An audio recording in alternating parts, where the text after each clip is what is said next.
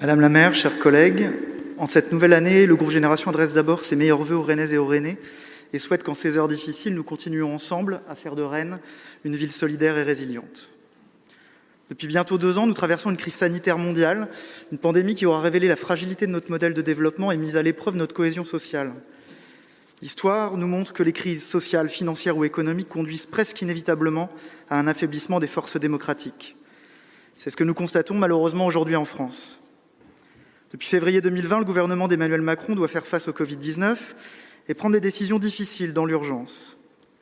En adoptant une posture et un vocabulaire guerrier, une communication permanente n'assumant ni ses erreurs, ni ses contradictions dans ce contexte incertain, en mettant en œuvre, sans réel débat public, des mesures qui confrontent liberté individuelle et enjeux de santé publique, en hiérarchisant, en différenciant des pans entiers du corps social, essentiels et non essentiels, citoyens et non citoyens, ce gouvernement n'aura pas su convaincre et encore moins apaiser une société de plus en plus vulnérable et défiante.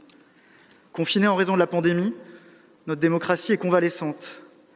Les dernières élections locales ont été sévèrement perturbées, aboutissant à une abstention record. Au plan national, l'actuelle campagne présidentielle se trouve étouffée par la pandémie. Malmenée par un exercice du pouvoir autoritaire et solitaire, notre démocratie est tâtonne. Les libertés reculent. Les corps intermédiaires, syndicats, partis politiques sont dévitalisés. Les cadres démocratiques se dégradent. Le pays reste gouverné par l'entremise du Conseil de défense, organe opaque, détourné de son rôle constitutionnel, mais qui s'est pourtant installé au fil des mois comme le principal centre de décision, vidant de sa substance le Conseil des ministres et s'affranchissant d'un véritable contrôle parlementaire.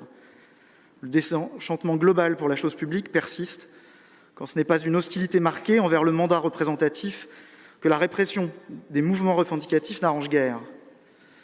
Menacée par le retour en force des ligues anti-républicaines, notre démocratie est vulnérable. Fake news, difficulté à accepter une autorité jugée injuste et inopérante, perte de confiance dans les institutions et ressentiment nourrissent les populismes. L'avertissement d'Albert Camus nous revient à l'esprit. Faites attention, quand la démocratie est malade, le fascisme vient à son chevet, ce n'est pas pour prendre des nouvelles. La montée des Le Pen, Zemmour et autres créatures portées par CNews en est la cinglante démonstration. Acteurs quotidiens de la démocratie, élus, associations, citoyens, nous sommes au défi de réaffirmer collectivement notre exigence démocratique et d'en rénover profondément la pratique. C'est à l'échelle nationale, en clamant effort notre volonté d'abolir cette 5e République à bout de souffle, comme notre refus d'un présidentialisme fondamentalement déceptif. Assumons de sortir de ce régime défaillant et anachronique par la convocation d'une assemblée constituante et de renouer avec le parlementarisme qui est la norme dans l'immense majorité des démocraties du monde.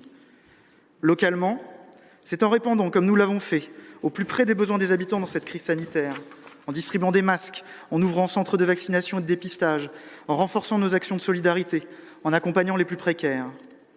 C'est aussi en réhabilitant la valeur de la parole publique, des engagements pris et tenus, de la responsabilité, en réaffirmant la légitimité de l'élu tout en interrogeant le statut, l'accessibilité à la fonction et la pratique du pouvoir.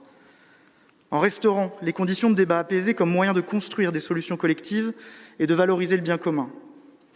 En continuant enfin à explorer les nouvelles voies de la démocratie, en expérimentant des espaces et des outils pour partager avec les citoyens la chose publique, comme nous le faisons par exemple ce soir avec la restitution des travaux du Journée citoyen sur l'avenir du parking Vilaine et le résultat de son vote préférentiel.